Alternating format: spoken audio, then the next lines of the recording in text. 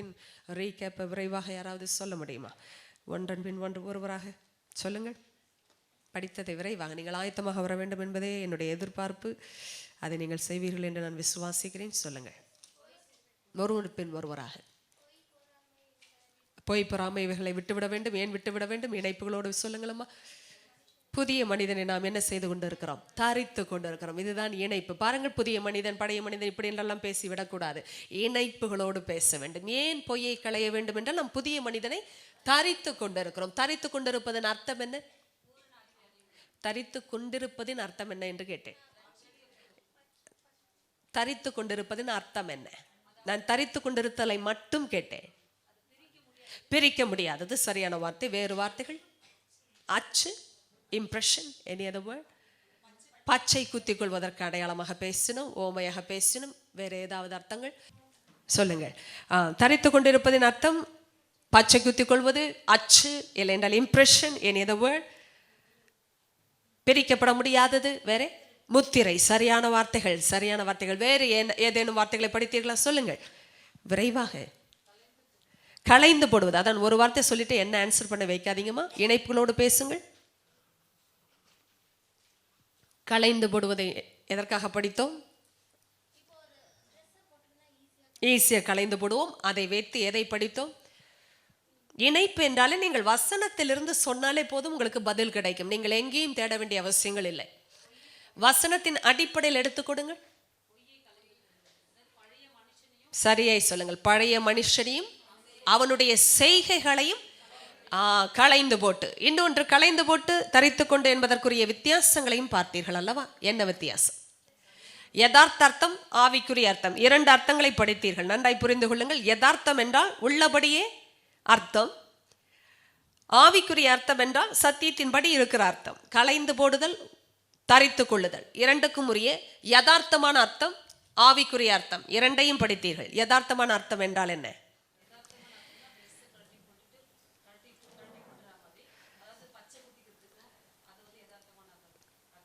அர்த்தம் சரி. ஆனால் இந்த இரண்டுக்கும் உரிய யதார்த்தமான இணைப்பை பேசுங்கள். இணைப்பு அதாவது அர்த்தத்தை பேசுங்கள். களைந்து போடுதல் என்ற வார்த்தைக்குரிய யதார்த்தமான அர்த்தம் ஈஸி. சரியான வார்த்தை சொன்னீர்கள். யதார்த்தமை படித்தோம் என்றால் அது எளிது. ஒரு ஆடையை களைந்து விட்டு ஒரு புதிய ஆடையை உடுத்திக் கொள்வதற்கு ஈடாக களைந்து போடுதல் என்ற வார்த்தையை யதார்த்தமாக புரிந்து கொள்வோம் என்றால் அது எளிதான காரியம். Very good. தரித்து கொள்ளுதல் என்பதற்கு யதார்த்தமான வார்த்தையை சொல்லுவோம் என்றால் கடினமான காரியம். ஏனென்றால் பச்சை குத்திக் கொள்வதோ, எதையும் பிரிக்க முடியாதபடி உருவ குத்திக் கொள்வதோ கடினமான காரியம். ஆனால் ஆவிக்குரிய அர்த்தம்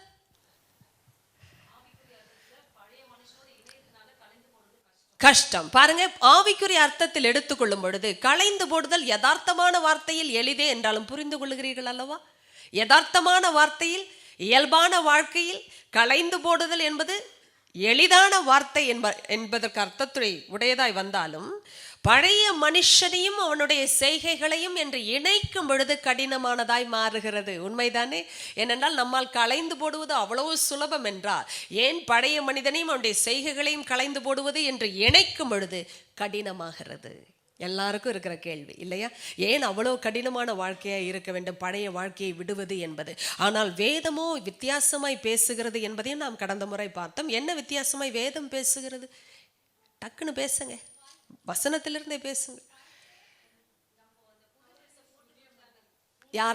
யாராவது ஒருவர் வெளிச்சம் பெற்றவர்கள் பேசுகிறீர்களா என்று இந்த இணைப்பை பார்க்கிறேன். இப்பொழுது நீங்க பின்பற்றுகிற ஆள் என்றால் உடனே வர வேண்டும் பதில். ஆனால் வேதமோ வித்தியாசமாக பேசுகிறது என்று இப்பொழுது சொல்லி முடித்தேன். என்னுடைய பாஷை யாருக்கும் புரியவில்லையா? இங்கே புரிகிறதுனால தானே தமிழ் வேத பாட வகுப்புக்கு வருகிறீர்கள். பின்னே ஏன் உங்களுக்கு கடினமாக தோன்றுகிறது? இங்கே என்ன சொல்லி இருக்கிறது அதைத்தான் நான் கேட்கிறேன். வேதமோ வித்தியாசமாக பேசுகிறது என்று சொன்னேன். நான் எதை சொன்னேன்? இப்பொழுது ஆவிக்குரிய அர்த்தத்தின்படி பார்க்கும் பொழுது பழைய மனிதனையும் அவனுடைய செய்கைகளையும் களைந்து போடுதல் என்று வரும் பொழுது கடினமாகவே தோன்றுகிறது. அதைத்தானே பேசினேன். எத்தனை பேர் ஆம் என்று சொல்லுகிறீர்கள்? ஏன் கடினமாக தோன்றுகிறது? பதில் பழைய மனிதனின் சுபாவம் என்று வரும்பொழுதே எனக்கு தாங்கவில்லை. ஏனென்றால் அதுதான் என்னை எப்பொழுதும் மேற்கொள்ளுகிறதாகவும் என்னை ஆட்கொள்ளுகிறதாகவும் எனக்கு தோன்றுகிறது. அது மாத்திரமல்ல, அது இயல்பிலும் நடக்கிற ஒரு காரியமாக இருக்கிறபடியினால் தான் சுத்திகரிப்பு என்ற தலைப்பிலே உட்கார்ந்து படிக்கிற நமக்கு அநேக முறை சுத்திகரித்தல் என்ற அந்த வார்த்தையே ஆண்டவரே நீ செய்ய விரும்பினாலும் என்னால் முடியவில்லை என்ற வார்த்தையாக முடிக்கிறோம். ஆனால் வசனம் என்ன சொல்லுகிறது? சொல்லுங்களம்மா, நீங்களே சொல்லுங்கள், வாசித்து விட்டு சொல்லுங்கள். வசனம் என்ன சொல்லுகிறது? இல்ல, ஒரு வார்த்தை போதுமே.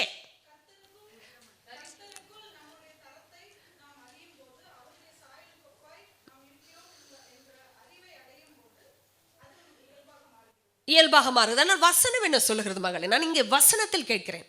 வசனம் ஒப்பாய். அப்பொழுது உங்கள் பதில் என்ன? இப்பொழுது நீங்கள் வசனத்தை வாசித்து காட்டினீர்கள். உங்கள் பதில் என்ன இப்பொழுது? ஆல்ரெடி பெற்றுக்கொண்டோம். எதை பெற்றுக்கொண்டோம்? யாராவது ஒருவர் வெளிச்சம் பெற்றவர்கள் பேசுங்கள். எல்லாமே வெளிச்சத்துல தான் இருக்கீங்க, பேசணும், அவ்வளவுதான். அவ்வளவுதான். வசனம் என்னம்மா சொல்லுது? ஐயா என்ன சொல்லுகிறது? நீங்கள் பார்த்து கொண்டிருங்கள், வெளிச்சத்திலே உங்கள் கண்கள் வேலை செய்கிறது அல்லவா? அதற்கும் பதில் இல்லை. என்ற கர்த்தாவே, வெளிச்சத்தில் உங்கள் கண்கள் வேலை செய்கிறது அல்லவா? என்ன செய்து கொண்டிருக்கிறது? இப்பொழுது படித்து வேறு காட்டினீர்கள். என்ன பதிலாய் நீங்கள் சொல்ல வருகிறீர்கள் என்பது அங்கேயே இருக்கிறது.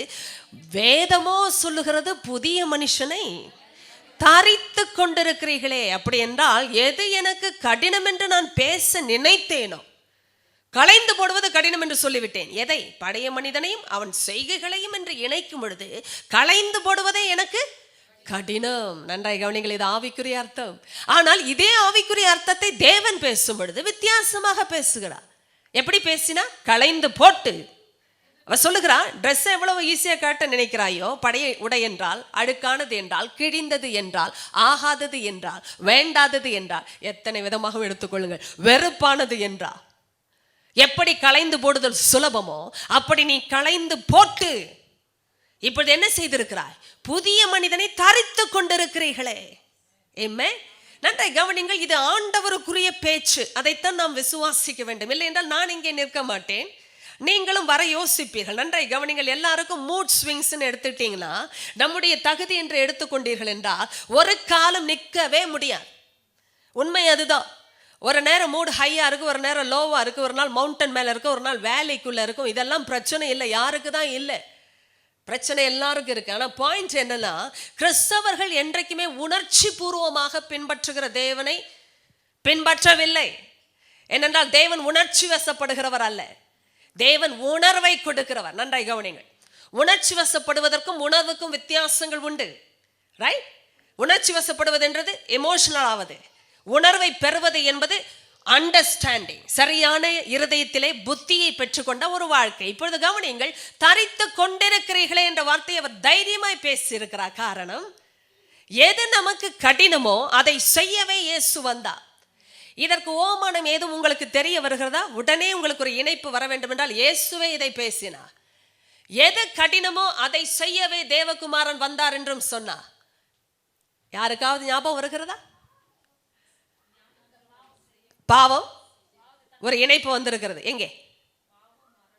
இல்லை, இயேசு சொன்ன காரியம் கடினமானதை செய்யவே தேவகுமாரன் வந்தா, இல்லைண்டா மனுஷகுமாரன் வந்தா.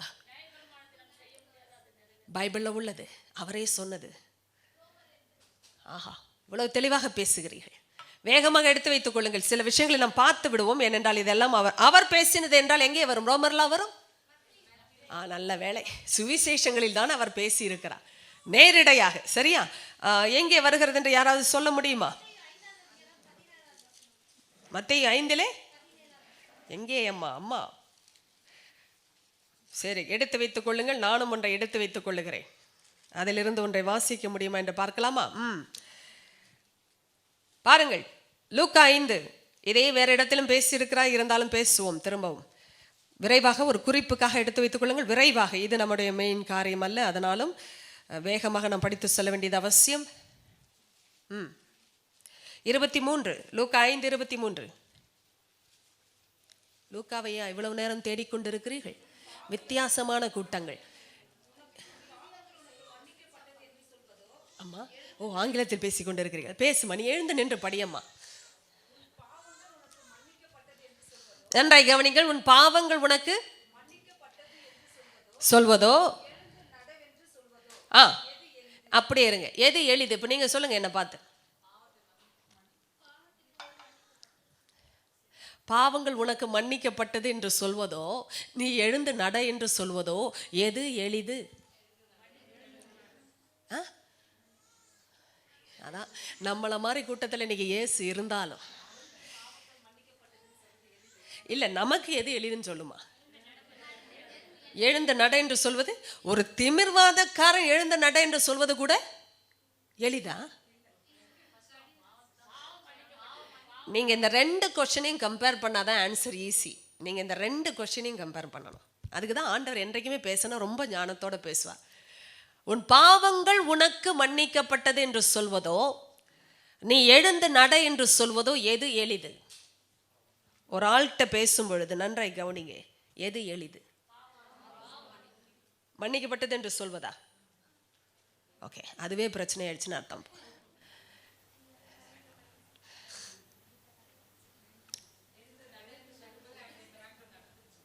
அதை வச்சே பேச வேண்டாமா? யதார்த்தமா சொல்லுங்க.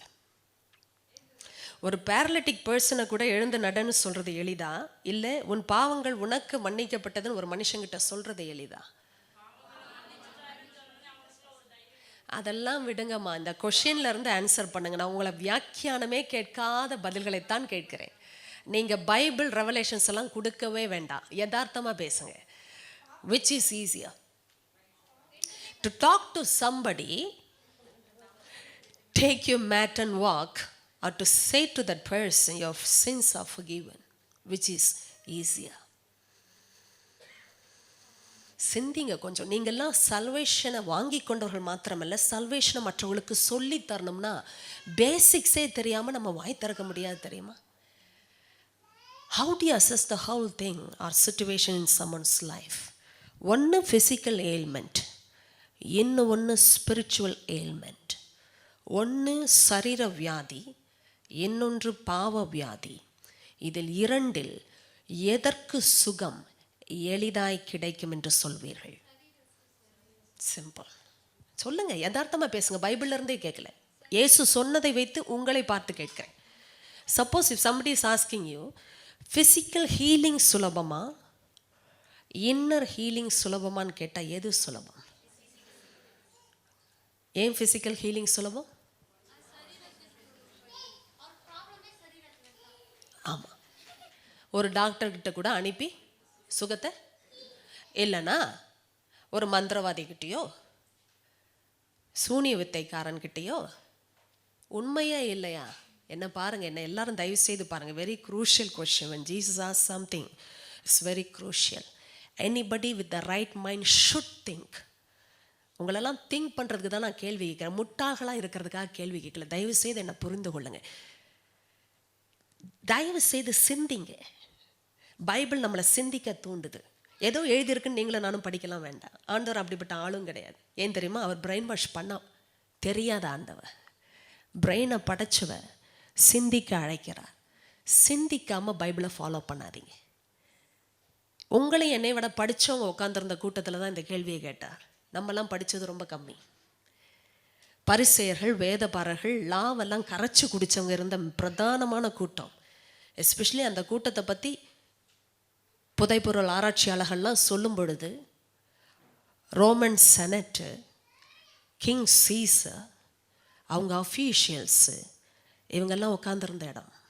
சும்மா கலீலியாவிலிருந்தும் சமரியாவிலிருந்தும் யூதேயாவிலிருந்தும் கூட்டம் வந்தாங்கன்னு நம்ம பொதுவாக எழுதியிருக்கிறதை படிக்கிறோம். பெரிய பெரிய ஆட்கள் உட்கார்ந்துருந்த கூட்டத்தில் இந்த கேள்வியை இயேசு கேட்டா, எது எளிது? அப்படி என்றால் ஒரு படுக்கையை எடுத்துக்கொண்டு நட என்ற அந்த வார்த்தையை தாண்டி ஒரு திமிர்வாதக்காரன், கை கால் விளங்காதவனை நீ எழுந்து நட என்று சொல்வதோ, அல்லது உன் பாவங்கள் உனக்கு மன்னிக்கப்பட்டது. நன்றாய் கவனிங்க, it's a very specific question, not a common thing. ஒரு மனுஷனை பார்த்து இந்த 2 கேள்வியை கேட்டா எது எளிதுன்னு கேட்டா நீங்க என்ன சொல்வீங்க? டக்குன்னு சரீர சுகதையா எளிது இல்லையா? அதுக்கு ஏசு தேவைன்னு யார் சொன்னா? ஏசு அவசியம் என்று யார் சொன்னார்? உண்மைதானே? ஒரு திமிர்வாதக்காரனை சுமந்தே வந்தார்கள் 4 பேர் என்றால், அவனை படுக்கையோடு எழுந்து நட என்று சொல்லக்கூட ஒரு மந்திரவாதி இருக்கலாம், உலகத்துல மாயவித்தைக்காரன் இருக்கலாம். பிசாசின் சக்திகளை பயன்படுத்தி சுகம் கொடுக்கப்படுகிறது. நன்றாய் கவனியுங்கள். All that you ever need in life is only the physical healing, means enemy is willing to give you that. பிசாசு உங்களுக்கு எனக்கு சரீர சுகத்தை கொடுக்கிறது தான் முக்கியம்னு நீங்க நின்னீங்கன்னா கொடுத்துருவான். அதுக்கு ஏசு அவசியம் இல்லை. நன்றாய் கவனிங்க, நன்றாய் கவனிங்க. நிறைய கிறிஸ்தவர்களும் ஒரு கட்டத்துக்கு மேல, சாரிமா நீ கொஞ்ச நேரம் நில்லு, நிறைய கட்டத்துக்கு மேல கிறிஸ்தவர்கள் கூட என்ன நினைக்கிறாங்க, சரீர சுகம் கிடைச்சா போதும்னு இயேசு இல்லாத வழியில சுகத்தை பெற தீர்மானிக்கிறார்கள். கவனம், ஏதோ ஒரு சக்தியை பயன்படுத்தி சுகம் வந்தா போதும். ஏன்னா சர்ச்சுக்கு வந்தா ரொம்ப காத்து இருக்கணும். இயேசு உடனே தர்றதில்லை. ஏன் தெரியுமா? சொல்லுங்க. ஏன்? சத்தியத்தை பயன்படுத்தினாதான் சுகம். இங்க சத்தியத்தில் வாழ்கிறதுக்கு தான் சுகம். அநேகர் அதனால தான் சுகம் பெற்று ஓடி விடுகிறார்கள், இயேசுவை பின்பற்றுவதில்லை. அன்றிலிருந்து இன்று வரை அதுதான் நடக்கிறது. அற்புத சுகங்களை பெற்ற அநேகரை பார்க்கிறேன், ஆண்டவருக்காக வந்து சாட்சி கொடுப்பதில்லை. சபை மக்களே கேளுங்கள். We don't advertise many healings here. You don't believe this if I have to say. Bible ஸ்டடியிலிருந்து சண்டேயிலிருந்து கர்த்தர் இயல்பாகவே வந்து ஜெபிக்கும் பொழுது கர்த்தர் அநேக அற்புதங்களை செய்திருக்கிறார். ஆனால் very few come and testify that God has done something in my life. Not many. சுகத்தை வாங்கிட்டு போய் கொண்டிருக்கிறார்கள். இயேசுவை மகிமைப்படுத்த காணோம். இயேசுவே சொன்னார், என்னை மகிமைப்படுத்த இவன் ஒருவனே அன்றி மற்ற ஒருவனையும் காணோமே. 10 பேர் சுகம் பெற்றார்கள் அல்லவா? எவ்வளவு டைம் எடுத்து வந்து ஜெபம் பண்ணுங்கன்னு சொல்றோம். பிரச்சனை பேசுறவங்களை நான் பார்த்திருக்கிறேன், 10-15 நிமிடம் பிரச்சனை பேசியிருக்கிறார்கள். ஆனா ஆண்டவருக்காக ஒரு ஸ்டேட்மெண்ட் சொல்லுங்கன்னா தெரியலன்றாங்க. எப்படிங்க? காசு கொடுத்து சாப்பிட்டு வர ஹோட்டல்ல கூட தேங்க்யூ சொல்லிட்டு வரோம். நம்ம போட்ட காசுக்கு அவன் போட்டது, ஆனா அதுக்கு தேங்க்ஸ் கொடுத்துட்டு வரோம். ஆனா ஆண்டவர் ஓசியா கொடுத்தார் நமக்கு, நம்ம ஒண்ணுமே அவருக்கு தரல. தேங்க்ஸ் சொல்ல வரணுமா வரக்கூடாதா? எது எளிது? வாசிங்கம்மா, அடுத்து வாசிங்க.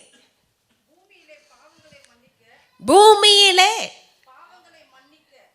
மனுஷகுமாரனுக்கு அதிகாரம் உண்டு என்பதை நீங்கள் அறிய வேண்டும் என்று சொல்லி திமிர்வாதக்காரனை நோக்கி, நீ எழுந்து உன் படுக்கையை எடுத்துக்கொண்டு உன் வீட்டுக்கு போ என்று உனக்கு சொல்லுகிறேன் என்றார். நன்றிமா, உட்கார்ந்து கொள்ளுங்க. 5:17 வாசித்தீர்கள்னா உங்களுடைய இன்ஃபர்மேஷனுக்கு நான் சொல்லுகிறேன். பின்பு ஒரு நாள் அவர் உபதேசித்து கொண்டிருக்கிற போது கலிலேயா யூதேயா நாடுகளில் உள்ள சகல கிராமங்களிலும் எருசலேம் நகரத்திலும் இருந்து வந்த, எங்கெல்லாம் இருந்து வந்திருக்கிறார்கள் கூட்டத்தை கொஞ்சம் கவனித்து பாருங்கள். பரிசேயரும் நியாய சாஸ்திரிகளும் உட்கார்ந்திருந்தார்கள். அப்பொழுது பிணியாளிகளை குணமாக்கத்தக்கதாக கர்த்தருடைய வல்லமை விளங்கிற்று. பிணியாளிகளை குணமாக்கத்தக்கதாக கர்த்தருடைய வல்லமை, நன்றாய் கவனிங்க. அவருடைய வல்லமை பிணியாளிகளை குணமாக்கத்தக்கதாக விளங்கும் வல்லமை. எப்பொழுது உபதேசித்தாலும் பிணியாளிகளை சுஸ்தமாக்கினார். அதனால்தான் நம்ம உபதேசம் பண்ணுகிற இடத்தில் சுகத்தை எதிர்பார்க்கிறோம். பிலீவ் மீ, எத்தனையோ சுகங்கள் எனக்கு ஃபோன் பண்ணி சொல்லி கொண்டிருக்கிற நிறைய பேர், ஆனால் சாட்சி கொடுக்க வருவார்கள் என்று தான் பார்த்து கொண்டிருக்கிறேன். பெண்கள் கூட்டத்திலிருந்து தேவன் எத்தனையோ காரியங்களை செய்து கொண்டு வருகிறார். அவருடைய நாம மகிமைக்காக உண்மையாய் சொல்லுகிறேன், எந்த நேரத்திலும் சுகங்கள் நடந்து கொண்டிருக்குது. Wednesday Bible study, you got the healing 2 weeks ago. எழுந்து நில்லுமா Ruth, come here, I'll just give you 1 second here, come here. நீங்க இதெல்லாம் அறியணும் என்று ஏன் நான் செய்கிறேன் என்றால், நன்றி சொல்ல ஆண்டவருக்கு நாம் ஆயத்தமாக இருக்கணும். 1 செகண்ட் மகளே. கர்த்தருடைய பரிசுத்த நாம ஸ்தோத்திரம். பாஸ்டர் அம்மா சொன்ன மாதிரி last 2 weeks before Tuesday had a stomach pain. ரொம்ப சிவியராக இருந்தது. வெனஸ்டே வண்டி ஓட்டக்கூட என்னால் முடியல. இப்போ வரைச்சும் போதே பாஸ்டர் அம்மா ஆராதனை ஸ்டார்ட் பண்ணிட்டு இருந்தாங்க. நான் வந்து இங்கே ஜெபிச்சேன், ஆண்டவரே எனக்கு வசனத்தை கேட்கும் போதே இந்த வலி தெரியக்கூடாதுன்னு. அப்படியே ஜெபிச்சுட்டு நான் பைபிள் ஸ்டடி ஸ்டார்ட் ஆகிடுச்சு. அந்த வலி மறந்துட்டுக்கிறேன். பைபிள் ஸ்டடியும் முடிஞ்சிச்சு. உடனே வீட்டுக்கு போனேன், வலியே இல்லை எனக்கு. அப்புறமா நான் யூரின் பாக்ஸ் பண்ண போகும்போதும் என் வயிற்றில் கல் இருந்துக்குது பொழுகுது. அது இந்த ஜெபத்திலே உடஞ்சிருக்கு பொழுது. வீட்டுக்கு போனால் ஃபுல்லு யூரின் எல்லாம் ஃபுல் பிளட்டு. நான் கர்த்தருடைய நாமத்துக்கு ஸ்தோத்திரம் சொல்லிட்டு மறுநாள் ஜெபத்திலே வந்து பாஸ்டம்மாக்கு சொன்னேன், இந்த மாதிரி நான் ரொம்ப வயிறு வலியாக இருந்தேன் பாஸ்டம்மா, அந்த ஜெபத்தில் நான் உடனே விடுதலை பெற்றேன், எனக்கு தெரியவே இல்லை. வீட்டுக்கு போனோன்னா அந்த யூரினுடைய பிளட்டு பார்த்தோன்னா தெரிஞ்சு அந்த கல் உடஞ்சி வெளியே வந்துட்டு இருக்கு பொழுது. எனக்கு வன்னிலேருந்து இன்னைக்கு வரைக்கும் எனக்கு வலியே இல்லை. கர்த்தருடைய பரிசுத்த நாமத்துக்கு ஸ்தோத்திரம். அநேக மிரக்கிளை நான் நிறைய பெற்றிருக்கிறேன் விடுதலை. அதுவும் இன்சிடென்ட்ஸ் மிரக்கிள்லாம் நான் தான் நிறைய பெற்றிருப்பேன் இந்த சபையில். உடனே உடனே உடனே பெற்றிருக்கிற பிள்ளை நான் தான் இருக்கணும். கர்த்தருடைய நாமத்துக்கு ஸ்தோத்திரம். ஹல்லேலூயா. கரங்களை தட்டி ஆண்டவருக்கு ஒரு மகிமை. என்ன பாருங்க, எது எளிது? இப்ப சொல்லுங்க. சுகத்தை பெற்றுக்கொள்வது, சுகத்தை கொடுப்பது இயேசு இல்லைனாலும் கிடைக்கும். எத்தனை பேர் புரிந்து கொண்டீர்கள்? இயேசு இல்லைனாலும் ஓகே, புரிந்து கொண்டீர்களா? ஆனால் கேட்டாரோ ஒரு கேள்வி, இது ரொம்ப சிந்திக்க வைக்கிற கேள்வி. உன் பாவங்கள் உனக்கு மன்னிக்கப்பட்டதோ என்று சொல்வது எளிதா என்று கேட்டார். சொல்லுங்க, இது யார் சொல்ல முடியும்? சரி, கேட்கிற ஒரு சாதா மனுஷனுக்கு எப்படி இருக்கும் இந்த கேள்வி? எல்லாம் ஷாக்காக இருக்கும். என்னையா கேள்வி இது? ரெண்டுமே டஃப்பாக தான் இருக்குது நமக்கு. ஆனால் ஆவியின் நிலைமையில் வர்ற சுகம், சரீர நிலைமையில் கூட ஒரு டேப்லெட் எடுத்துடலாம், ஒரு இன்ஜெக்ஷனை போட்டுடலாம், ஒரு நல்ல ஸ்பெஷலிஸ்ட்டை பார்த்தா கூட திமிர்வாதம் சுஸ்தமாகி ஒரு வேளை நடந்து விடலாம். ஒருவேளை, நான் சொல்வது ஒருவேளை, இயேசுவை அல்லாமல் வரக்கூடிய வழிமுறைகளை நாம் யோசிக்க வேண்டும். ஏன்னா ரெண்டு கேள்வியில் எது எளிது என்பதை கண்டுபிடிக்க வேண்டும். ஆனால் பாவத்தின் பிரச்சனை என்று வரும்பொழுது, உன் பாவங்கள் உனக்கு, என்னை நன்றாய் கவனிங்க, உன் பாவங்கள் உனக்கு மன்னிக்கப்பட்டது. அதாவது ரொம்ப பர்சனலான ஒரு அனுபவம் இது. இது ஏதோ கூட்டத்தில் பொதுவாய் வந்த வார்த்தை அல்ல. உன் பாவங்கள் உனக்கு, அவது தனிப்பட்ட நிலைமையில் வருகிற ஒரு சொஸ்தம், ஒரு விடுதலை, ஒரு சௌக்கியம். இதை கேட்கிற ஆளுக்கே இந்த உலகத்துல யாருமே கொடுக்க முடியாத சுகம். புரிந்து கொள்கிறீர்கள் அல்லவா? இதை சொல்லும் பொழுதே, ஐயோ, இந்த ஒரு வார்த்தை சொல்ல ஆள் இருந்த உலகத்துல போதும்பா, நான் போடுற டேப்லெட்டை விட எடுக்கிற இன்ஜெக்ஷனை விட மேலானது. ஏன்னா அது சரீரத்தையாவது சொஸ்தமாக்கும். ஆனா என் ஆவிக்கு எந்த சொஸ்தத்தை எது தர முடியும்? எந்த மெடிசன் எடுத்தாலும் ஆவியை சுகமாக்க முடியாது. எந்த இன்ஜெக்ஷன் போட்டாலும் ஆவிக்கு சுகம் வராது. யார் சொல்ல முடியும்? உன் பாவங்கள் உனக்கு மன்னிக்கப்பட்டது. கவனிங்கள், மதத்தை பின்பற்றுகிற மனுஷன் ஒரு யூகத்தை தான் பின்பற்றுகிறான் என்றால் என்ன அர்த்தம்? They are just following some sort of an assumption, thinking that their sins are forgiven. என்ன கவனிங்க, ஒரு யூகத்தை பின்பற்றுகிற மனுஷன் நினைக்கிறான் என் பாவங்கள் எனக்கு மன்னிக்கப்பட்டது. உண்மைதானே? எத்தனை புரிந்து கொள்ளுகிறேன்? மதத்தை பின்பற்றின நமக்கு புரிகிறது அல்லவா? நாம் நினைத்தோம் இதை செய்தபடியினால் என் பாவங்கள் எனக்கு, ஆனால் எப்படி மன்னிக்கப்பட்டது என்பதை புரிந்து கொள்ள முடியும்? சுகமானதை வைத்து. இப்ப சரீரம் சுகமானால் ஒரு மனிதன் எழுந்து நடக்கிறான் அல்லவா? சொல்லுங்க, எழுந்தே நடக்க முடியாத குறுகி இருந்த மனிதன், நம்பிக்கையற்ற மனிதன், 4 பேர் சுமந்த நிலைமையில் இருந்த மனிதன் தானாகவே நடப்பது ஒரு மிரக்கிள். அதை போலவே உங்கள் பாவங்கள் மன்னிக்கப்பட்டதை எப்படி உணர்கிறீர்கள்? உணர்ந்தீர்கள். சொல்லுங்கள், எப்படி சுகம் பெற்றீர்கள்? எப்படி உணர்ந்தீர்கள்? பாருங்க, இவ்வளவும் கேட்டா ரட்சிக்கப்பட்டவங்க நீங்க முடித்து பார்த்து கொண்டிருக்கிறீர்கள். நீங்கள் 4 பேரை நடத்த போகிறீர்கள், வலையை வைத்துக் கொண்டிருக்கிறீர்கள். சண்டை நீங்க கேட்கிறீங்க எவஞ்சலிஸ்ட பற்றி, அதற்குத்தான் இங்கே குட்டைதல் நடக்கிறது. பாவங்கள் மன்னிக்கப்பட்டதை எப்படி உணர்ந்தீர்கள் அல்லது உணர்கிறீர்கள்? ரட்சிக்கப்பட்டு பார்க்கணுமா இனிமே? இப்போ அதை கேட்டாலும் ஆமான்னுவீங்க சில பேர். ஐயோ, நான் கேட்டு நோக விரும்பவில்லை.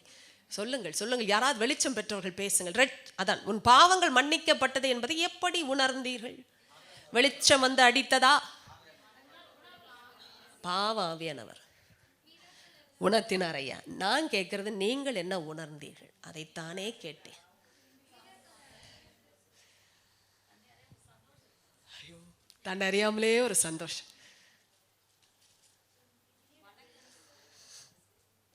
இந்த ருசி இருக்கே, என்ன பாருங்க, ஒரு சாப்பாடு நல்லா இருந்தா எப்படி இருக்கு? சொல்லுங்க, எப்படி சொன்னீங்க அது நல்லா இருக்குன்னு? சாப்பிட்டேன். ஆவியனை உணர்த்தினாரா சாப்பாடு நல்லா இருக்குன்னு? நீங்கள் என்ன பண்ணீங்க சாப்பிட்ட உடனே? நாக்குக்கு நல்லா இருந்தோடனே எப்படி இருந்தது? டேஸ்டாக இருந்தது. அடேங்கப்பா, இன்னும் ஸ்லோவாக போகுது வியாக்கியானம். வேறு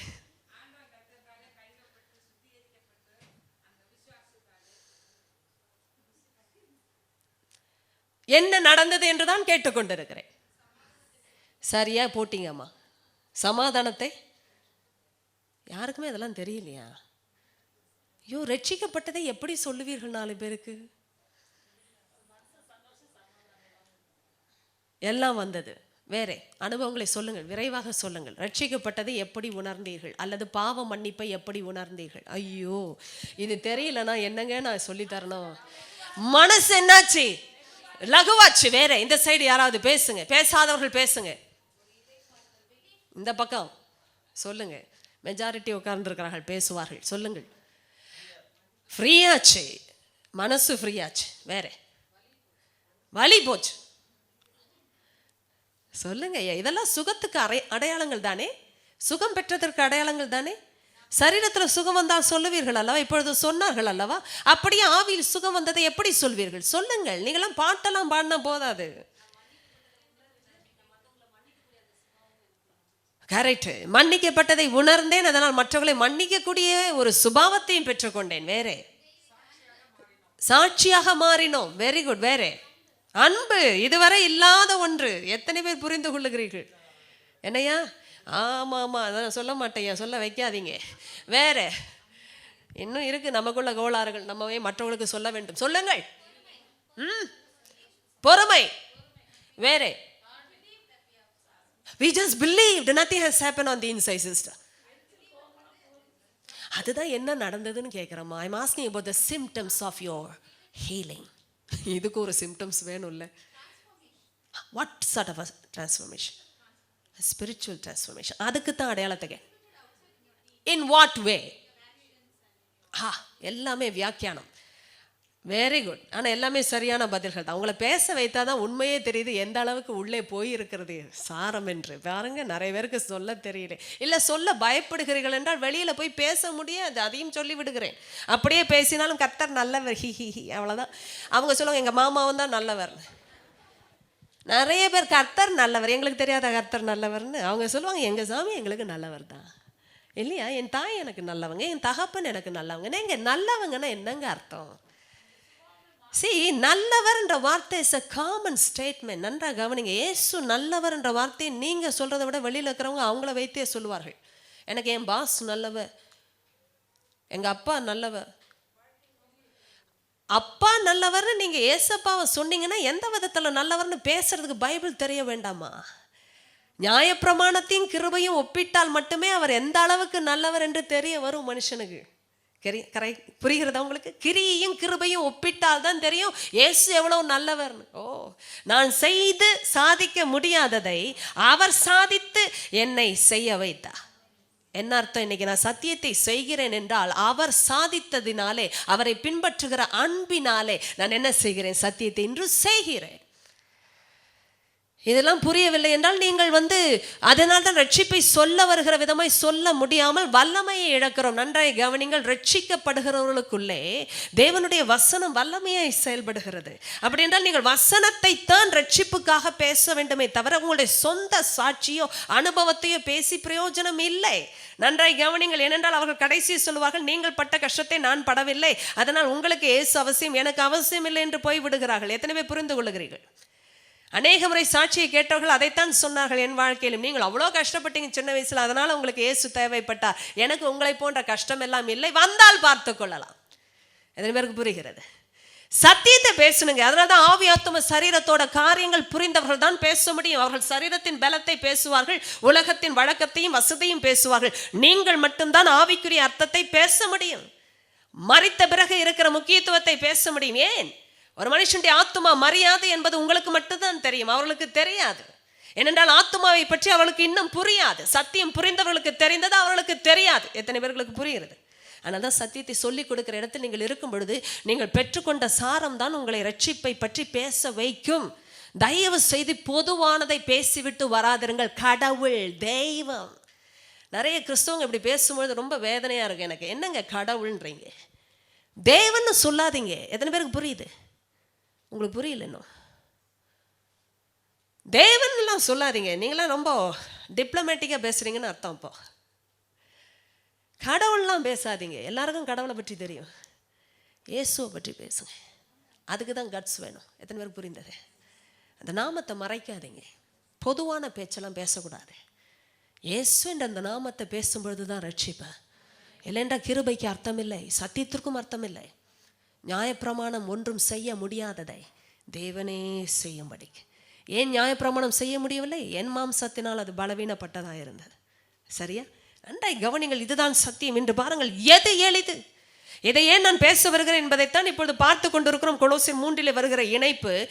எது எளிது? நீ எழுந்து நட என்று சொல்வது எளிது. ஏனென்றால் அது சரீர பிரகான சுகம் மாத்திரமே. எது கடினம்? பாவங்கள் உனக்கு, உன் பாவங்கள் உனக்கு மன்னிக்கப்பட்டது. அதை யார் சொல்ல முடியும் ஐயா? அதனால் தான் பாருங்கள், இந்த இடத்தில் என்ன பேசிக்கொண்டார்கள் அவங்களுடைய இருதயத்தில் நடந்ததை பார்க்க வேண்டும் நீங்கள். 21 பாருங்கள், 20 வாசிங்கள் விரைவாக. எழுந்து நின்று ஒருவர் வாசிங்கம்மா. 20, 21. அவர்களுடைய விசுவாசத்தை அவர் கண்டு திமிர்வாதக்காரனை நோக்கி, மனுஷனே, உன் பாவங்கள் உனக்கு மன்னிக்கப்பட்டது என்றார். அப்பொழுது வேதபாரகரும் பரிசேயரும் யோசனை பண்ணி, தேவ தூஷணம் சொல்லுகிற இவன் யார்? தேவன் ஒருவரை அன்றி பாவங்களை மன்னிக்கத்தக்கவர் யார் என்றார். என்னை பாருங்கள், நீ உட்காருமா. தேவ தூஷணம் என்று நினைத்தார்கள். ஏன் தெரியுமா? தேவன் ஒருவரே அன்றி பாவங்களை மன்னிக்கத்தக்கவர் யாரும். அப்படின்னா ஒரு மனுஷன் எப்படி பேசலாம்? இது அதுதான் அவர்களுடைய வியாக்கியானம். இயேசுவை ஒரு மனுஷனாக பார்த்தார்கள், மத பிரசங்கியாய் பார்த்தார்கள், போதகராய் அழைத்தார்கள், அற்புத சக்தி உடையவராய் பார்த்தார்கள். ஏனென்றால் குணமாக்கத்தக்கதாக வல்லமை விளங்கிற்று. அநேக முறை அதை பார்த்திருக்கிறார்கள் கூட்டத்தில். ஆனால் விஷயம் என்ன? உன் பாவங்கள் உனக்கு மன்னிக்கப்பட்டது என்று சொன்னாரே, இது தேவன் சொல்லுகிற வார்த்தை. புரிகிறதா உங்களுக்கு?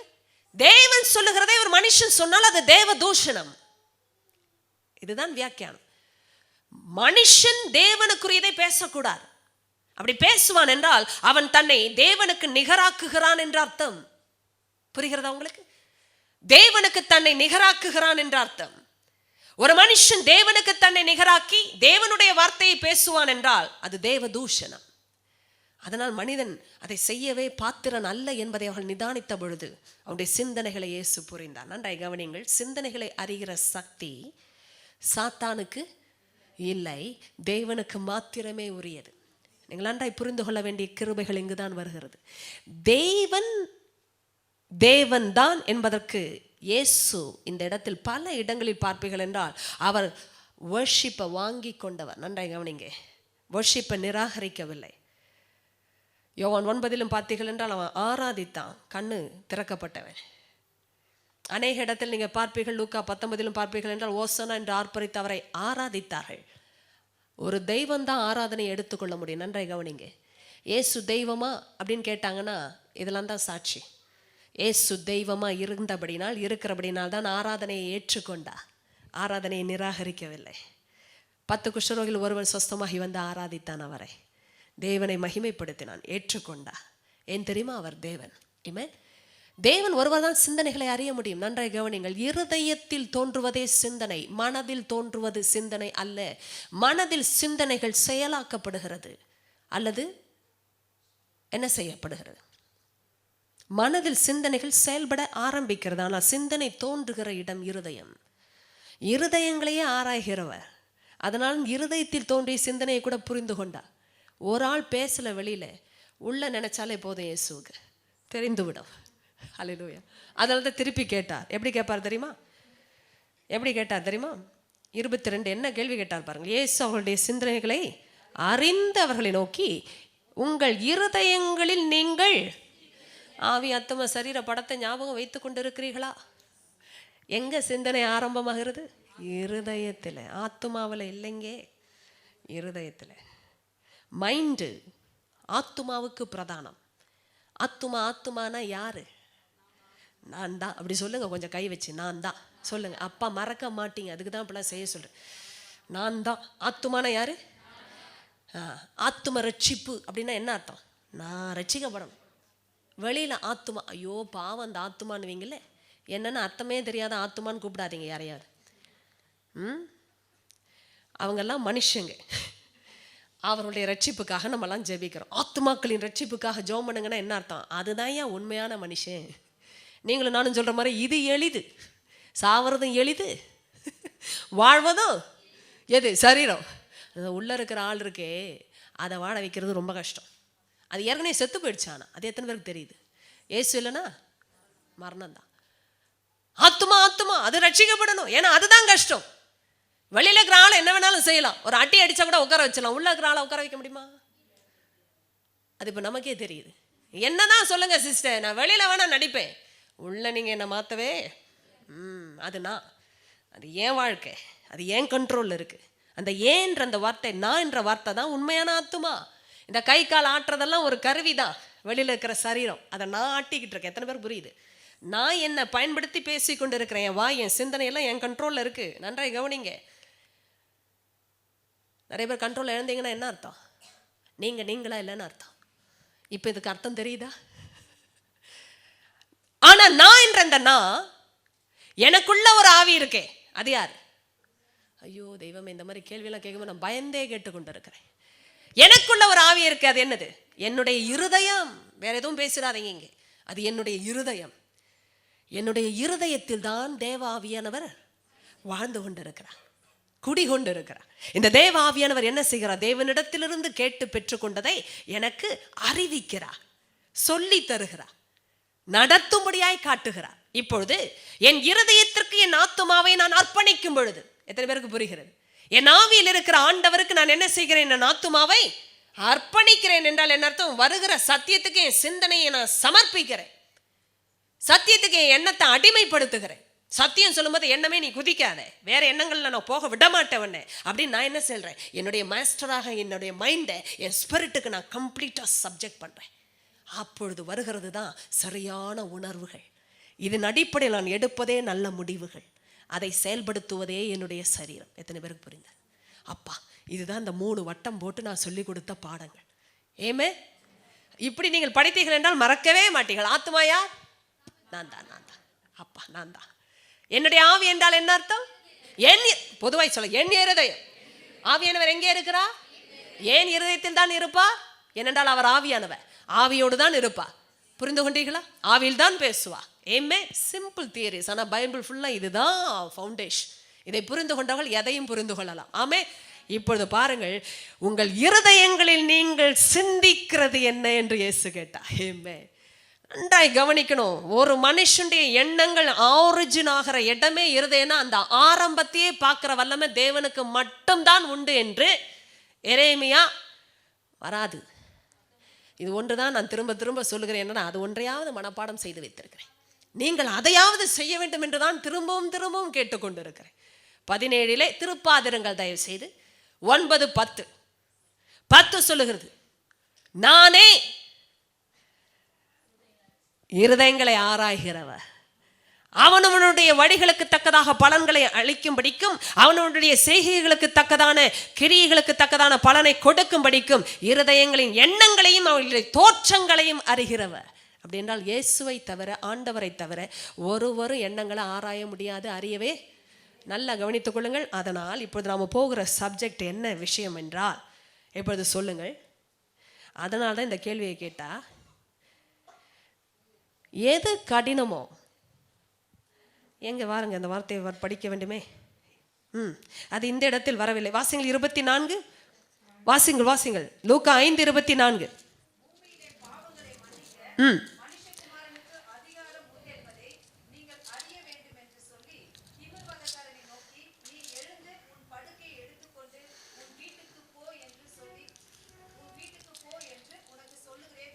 ஓகே, அதே வார்த்தை தானா? இதை அன்றி மத்தேயிலும் பார்க்கிறேன், அதே தான் வந்திருக்கிறது.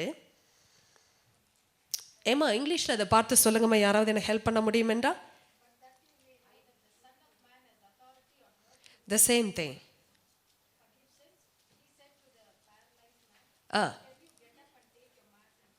Okay. Is there any other version that you can help me out, ma?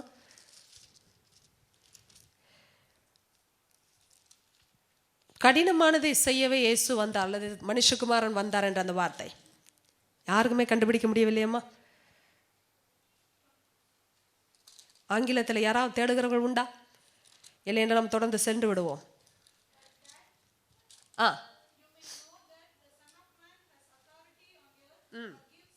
Okay, இந்த சேம் திங். ஓகே, ஃபைன், சரிதானம்மா. இதை திருப்பி போட்டு பார்த்தால் அல்லவா விளக்கம் தெரிகிறது. நான் சொல்ல வந்த பாயிண்ட் சரிதான். ஏனென்றால் நான் இதை வைத்துத்தான் இணைப்பை கொண்டே வருகிறேன். நன்றாய் கவனிங்க. So that you may know the Son of Man has authority to forgive sins. என்னை பாருங்கள், எது எளிது என்று கேட்டாரே, எது எளிது என்ற வார்த்தைக்கு இயேசு சொன்ன பதில் எப்படியா இருந்தது? ஒரு மனிதனுடைய பாவங்களை மன்னிக்க தேவகுமாரனுக்கு அதிகாரம் உண்டென்பதை நீங்கள் அறிய வேண்டும். அப்படி என்றால் எது கடினமோ அதையே செய்ய மனுஷகுமாரனுக்கு அதிகாரம் உண்டென்பதை நீங்கள் அறிய வேண்டும். என்னை பாருங்கள், எளிதானதை செய்ய தேவன் செய்ய வேண்டிய அவசியம் இல்லை. கடினமானதை செய்வதுதான் தேவனுடைய வேலை. அதைத்தான் சொல்லி காட்டினார். உங்களுக்கு அது தெரிய வேண்டும், மனுஷகுமாரனுக்கு அதை செய்யக்கூடிய அதிகாரம் உண்டு என்பதை நீங்கள் அறிய வேண்டும். இப்பொழுது கவனிங்கள், இதை ஏன் ஒப்பிட்டு நான் பேசினேன் இவ்வளவு நேரம் என்றால், எது கடினமோ அதை செய்வது தேவனுடைய முடியுங்கள் தேவனுடைய வேலை. எது கடினமோ அதை செய்வது தேவனுடைய வேலை. அப்படி என்றால் தரித்து கொண்டிருக்கிறீர்களே என்ற அந்த வார்த்தை யாருடையது? நம்முடைய அனுபவம். ஆனால் செய்ய வைத்தது தேவன். என்னை பாருங்கள், கடினமானது தான், ஆனால் நடந்தது எப்படி?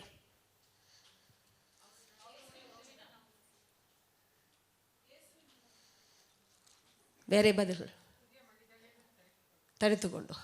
என்னை பாருங்க, நல்லா பாருங்க, முக்கியமான ஒரு கட்டத்துக்குள்ள வந்திருக்கிறேன். எத்தனை பேருக்கு புரிந்து கொண்டு இருக்கிறது? இப்போது பூமியிலே பாவங்களை மன்னிக்க அதிகாரம் உண்டு என்பதை நீங்கள் அறிய வேண்டும் என்று சொல்லி இந்த வார்த்தையை அவர் பேசினார். மனுஷகுமாரனுக்கு அதிகாரம் உண்டு. அப்படி என்றால் எது கடினமோ அதை என்னால் செய்ய முடியும், அதுதான் அர்த்தம். ஆமே. இப்பொழுது கவனிங்க, தரித்து கொண்டிருப்பது நமக்கு முடிந்த காரியமோ முடியாத காரியம்? ஆவிக்குரிய அர்த்தத்தில் முடிந்து விட்டது, பாஸ்ட் டென்ஸ். ஆனால் இயல்பான யதார்த்தமான அர்த்தத்தில் முடியாது, கடினம். என்னையே நான் மாற்றிக்கொள்வது, என் மேலே ஒன்றை குத்திக் கொள்வது, என் இருதயத்தையே மாற்றி விடுவது கடினம். ஆனால் ஆண்டவர் சொன்ன நீங்கள் தரித்து கொண்டிருக்கிறீர்களே. இப்ப என்ன பாருங்க, கொலோசியர் 3க்கு விரைவாக வாருங்கள். எத்தனை பேர் பின்பற்றுகிறீர்கள் நான் சொல்வதை? நீங்க இதை 4 பேருக்கு சொல்லும் பொழுது எப்படிங்க இதெல்லாம் நடக்கும், சாத்தியமா என்றால் நீங்க சொல்லணும், அதை செய்யவே இயேசு வந்தா. எளிதானதை யார் வேண்டுமானாலும் செய்யலாம், யா தேவன் செய்ய வேண்டும் என்ற அவசியமே. ஆனால் மனுஷகுமாரனுக்கு அந்த அதிகாரம் உண்டு என்று அறிய வேண்டும் என்று சொல்லி பிரகடனப்படுத்தி ஒரு மனுஷனை மன்னிக்கவும் செய்தார். என்னை கவனிங்கள், சரீர சுகத்திற்கு முன்பாக இயேசு ஆத்தும சுகத்தை கொண்டு வந்தார். ஏனென்றால் அந்த சரீர சுகத்திற்கு அஸ்திபாரமே ஆவியின் சுகம். அவன் தொடர்ந்து சுகத்தில் நிலைத்திருக்க வேண்டும் என்றால் அந்த மனுஷனுக்கு உள்ளான நிலைமையிலிருந்து சுகம் வரணும். அதை இயேசு செய்து விட்டுத்தான் சரீர நிலைமையிலும் சுகப்படுத்தினார். ஏமே. அதனால மருத்துவர்கள் செய்ய முடியாதது, சாதா மனுஷர்கள் செய்ய முடியாதது, கடினமானது மனுஷகுமாரன் செய்து காட்டினார். இப்பொழுது கவனிங்கள், உங்களுக்கு எனக்கு முடியாது என்று சொல்லுகிற தரித்துக் கொள்ளுகிற விஷயத்தை ஆண்டவர் தரித்து கொண்டீர்களே என்று சொன்னாரே. எப்படி தரித்து கொண்டோம்? நீங்கள் சொன்னீர்கள், இயேசுவை விசுவாசித்தேன் பின்பு. அப்படியே அந்த ஃபவுண்டேஷனை கொஞ்சம் சொல்லி காட்டுங்கள் பாப்போம். எப்படி தரித்து கொண்டீர்கள் புதிய மனிதனை சொல்லுங்க. சரியா சொன்னீங்கம்மா. ரோமர் 10 8 10 வரை. சரி. You just believed and then confessed. முடிஞ்சிருச்சா? எவ்வளவு ஈஸி பாருங்க. You just believed the gospel and then you confessed that Jesus is your Lord. முடிந்ததா? இயேசு என் தேவன், அவர் மரணத்திலிருந்து 3ஆம் நாள் உயிரோடு எழுந்தார் என்பதை விசுவாசித்தேன் என்பது மாத்திரமல்ல, அதை வாயினாலே அறிக்கை செய்தேன், ரட்சிக்கப்பட்டேன். என்ன பாருங்க, இதுக்கு ஏதாவது ரொம்ப கஷ்டப்பட்டீங்களா? இல்லை. இப்போ பார்த்து கொண்டே இருங்கள். புதிய மனிதன் என்ற அந்த வார்த்தை என்ன பாருங்க, யாருங்க இந்த புதிய மனிதன்? பூரண அறிவுள்ளவன் வேற. கரெக்ட். இப்போ வரும் பாருங்க பதில். யாருங்க இந்த புதிய மனிதன்? ஏசுன்னாங்க சில பேர். சொல்லுங்க. நான் தான் இப்ப இருக்கிறேனா? அது வேற விளக்கம் சரியா சொல்றாங்க. இப்ப இருக்கிறேனா? நாளை எப்போ இருப்பணும் தெரியாது. இப்ப இருக்கிறேனா? ஏன்னா பைபிள் ஸ்டடியில் இருக்கிறேன்ல, நல்லா தான் இருப்பேன். உண்மைதான் வாங்க சில பேர். உண்மையா? நாளைக்கு எப்படி இருப்பீங்கன்னே தெரியாதுல்ல. வாய் திறந்து சொல்லி விடாதருங்கள். அப்படிதான் சரியான விசுவாசத்திற்கு பிறகு என்னை பாருங்கள். இந்த புதிய மனிதன் யார்? நான் தான். அப்ப பழைய மனிதன் யாரு? ஒழிஞ்சு போயிட்டான். பழைய மனிதன் ஒழிஞ்சான். இனி இவனை பத்தி பேசக்கூடாதுன்றா. சரியா? ஆனா அப்பப்ப செயல்படுறானே, அவன் யார்? அல்ல அவ யார்? அதாவது நான் உங்களை யாரும் சொல்லவில்லை, வேதத்திலிருந்து பேசி கொண்டிருக்கிறேன்.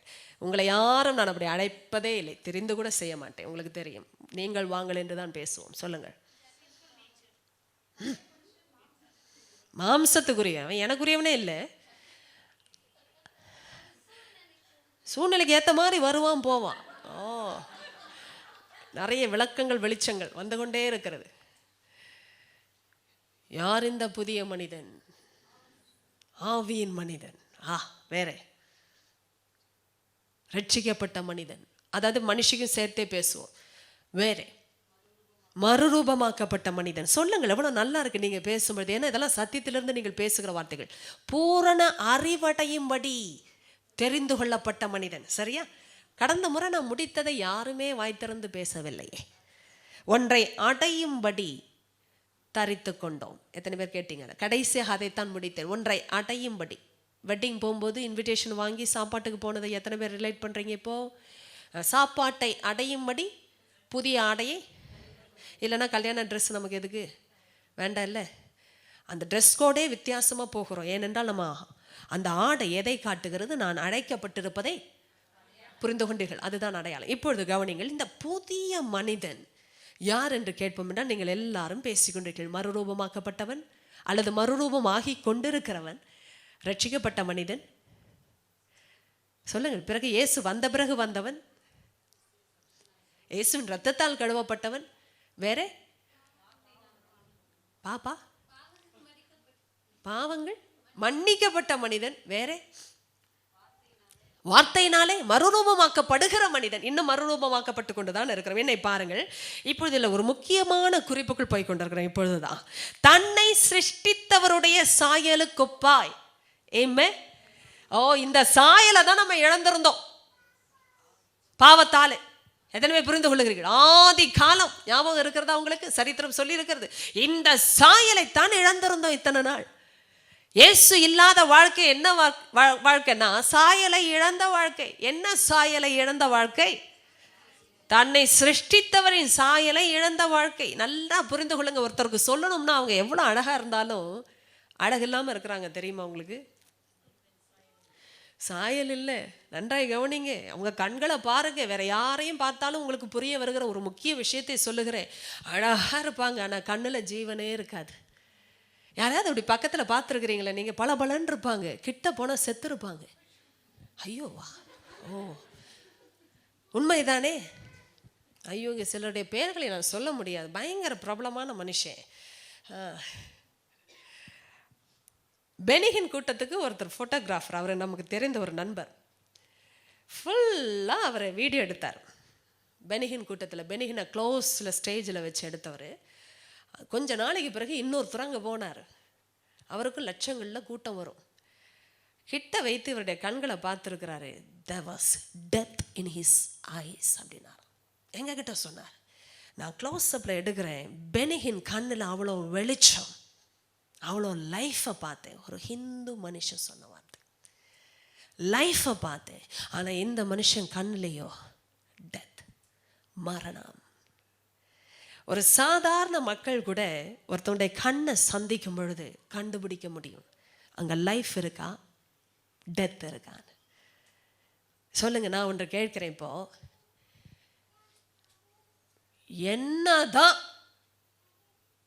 அழகு இருக்கோ இல்லையோ, ட்ரெஸ் போட்டு பளபள பளபள பளன்னு இங்கே கூட ஒட்டிக்கிட்டு, இதுக்கு மேலே கூட ஒட்டிக்கிட்டு, எங்கேயும் பூசிக்கிட்டு ஒருத்தவங்க மின்னலாமா மின்னக்கூடாதா? கண்ணுக்குள்ளே என்ன போட்டு மின்ன வைக்கிறது? கொஞ்சம் சிந்திங்க. கண்ணுக்கு என்ன போட்டால் மின்னும்? லென்ஸா? அது எடுத்த பிறகு தான் அதை செத்து போகிறாங்க. கண்ணுக்கு என்ன போட்டு மின்றது கொஞ்சம் சொல்லுங்க. அதான் சிலர் சிறுத்தை மாதிரியும் வராங்க, புலி மாதிரியும் வராங்க. அது லென்ஸோட எஃபெக்ட். பூனை மாதிரியும் இருப்பாங்க. நான் கேட்குறது லைஃப். போட்டவங்களுக்கு தான் தெரியும் எப்போ கழட்டணும்னு. என்னதான் ஸ்டைலாக நடந்தாலும் வீட்டுக்கு போய் எப்படா அந்த செருப்பை வீசலான்னு தான் அவங்க அவ்வளோ அழகாக நடக்கிறாங்க வெளியில். ஏன்னா போட்டவங்களுக்கு தான் வலி என்னன்னு தெரியும். நீங்கள் எவ்வளோ ஹைட்டாக போட்டு நடந்தாலும் உங்களுக்கு தான் தெரியும் வலி என்னன்னு. இதெல்லாம் தான் ஸ்டைலுக்கு இருக்கிற எஃபெக்ட். எவ்வளோ அழகாக மேக்கப் பண்ணாலும் வீட்டுக்கு போய் நம்ம இயல்பாக இருக்கிறத தான் விரும்புகிறோம். ஏன்றா அங்கே தான் ஜீவன் இருக்கு இல்லையா? உண்மைதானே? யோசித்து பாருங்க. எவ்வளவோ நம்ம ப்ராக்டிஸ் பண்ணவங்க லைஃப்பில், ஐயோ நம்ம எப்போ கேஷுவலாக யதார்த்தமாக சாதாரண ஆளாக இருப்போன்றதை தான் விரும்புகிறோம். ஆனால் மக்களுக்காக போட்டுக்கொள்ளுகிறோம், வெளி உலகத்துக்காக போட்டுக்கொள்ளுகிறோம், சில தரத்தை உயர்த்துவதற்காக காண்பிப்பதற்காக போட்டுக்கொள்ளுகிறோம். ஆனால் எல்லாம் மாயை, எல்லாமே மாய். கேட்குறேன், என்ன அழகு பண்ணாலும் கண்ணுக்கு யாருங்க வெளிச்சத்தை கொண்டு வர்றது? எக்ஸ்ட்ரா லைட் போட்டால் மின்னுமா? கண் இன்னும் மின்னும், போயிடும். கொஞ்ச நேரம் அதை பார்த்துட்டு வெளியில் பார்த்தா கூட இருட்டாக தெரியும். கண் அவ்வளோ வல்லமையானது. நன்றாக கவனிங்க. அதனால தான் ஆண்டவர் சொன்னார், இந்த சரீரத்திலேயே லட்சணமில்லாத அவயவங்களுக்கு தான் அலங்காரம் பண்ணுறோம். உண்மையா? இதுக்கெல்லாம் அலங்காரம் எதுக்கு? லட்சணம் இருக்கணும் அப்படின்னு சொல்லி எக்ஸ்ட்ரா போடுறோம். கொஞ்சம் அழகாக இருக்கட்டும் பார்க்க. கண்ணுக்குள்ளே யாராவது குத்திக்கிறாங்களா? நானும் பார்க்குறேன். எவ்வளோ வாலிப பிள்ளைகள் அழகாக இங்கெல்லாம் பார்த்து குத்திக்குவாங்க. அழகாக உள்ளே கொஞ்சம் குத்தி மாட்டுறது இல்லையா? முடிஞ்ச வரைக்கும் இங்கே தான் குத்தலாம், எங்கேயும் குத்திக்கலாம். உள்ளுக்குள்ளே தேவையில்லை. ஏன்னா அது இயல்பிலேயே அழகுள்ளது. கண்களுக்கு வெளிச்சத்தை யாருங்க கொடுக்க முடியும்? ஆண்டவர் தான். அது எதனால் வருகிறது தெரியுமா? அதுதான் விஷயம். நன்றாய் கவனிங்க. சில விஷயங்கள்லாம் ஆண்டவராலே அன்றி மனிதன் செய்யவே முடியாது என்பதற்கு தான் இயேசு பேசும்பொழுது உதாரணங்களை கூட நீங்க இன்னொருவருடைய உதாரணங்களோடு ஒப்பிடவே முடியாது. கண்கள் சரீரத்தின் விளக்கா இருக்கிறது என்றார். விளக்கு கொளுத்தப்பட்டாதாங்க வெளிச்சம். விளக்குனா விளக்கு தான். விளக்கு வெளிச்சத்தோடு இருந்தாதான் அதுக்கு ஒரு விளக்கம். அதை போலத்தான் தேவன் நம்முடைய கண்களுக்கு வெளிச்சத்தை கொடுப்பதினால்தான் அது விளக்கு எரிகிறதாய் மாறுகிறது. இருதயத்தில் அதான் சொல்வார்கள் இல்லை, அகத்தின் அழகு முகத்தில் தெரியும். என்னதான் மேக்கப் பண்ணாலும் தெரியுது இல்லை சில பேர். ஐயோ வெள்ளையடிக்கப்பட்ட கல்லறைகளேன்னு அழைச்சார் சில பேர். ஏன்னா உன் அழகு அதுதான். வெளியில் என்னதான் வெள்ளை பூசினாலும் உள்ள கல்லறை. நீ உள்ள மாற்று, வெளியில் என்ன இருந்தாலும் அழகாயிடும். ஆனால் நன்றாய் கவனிங்க, அவருடைய அழகு எது என்பதை நீங்கள் புரிந்து கொண்டீர்கள் என்றால் இந்த வெளிப்பிரகாரமான ஃபோக்கஸ்லாம் போயிடும் தன்னால். பெண்மணிகளே, கண்மணிகளே, அதுக்காக நீங்கள் மேக்கப்பே பண்ணாமல் வாங்க நான் சொல்ல மாட்டேன். சில பேருக்கு ஹஸ்பண்ட்ஸ்க்கே புரியதில்லை யார் ஒய்ஃப்னு. ஏன்னா வீட்டில் இருக்கிற ஆள் வேற, வெளியில் இருக்கிற ஆள் வேற.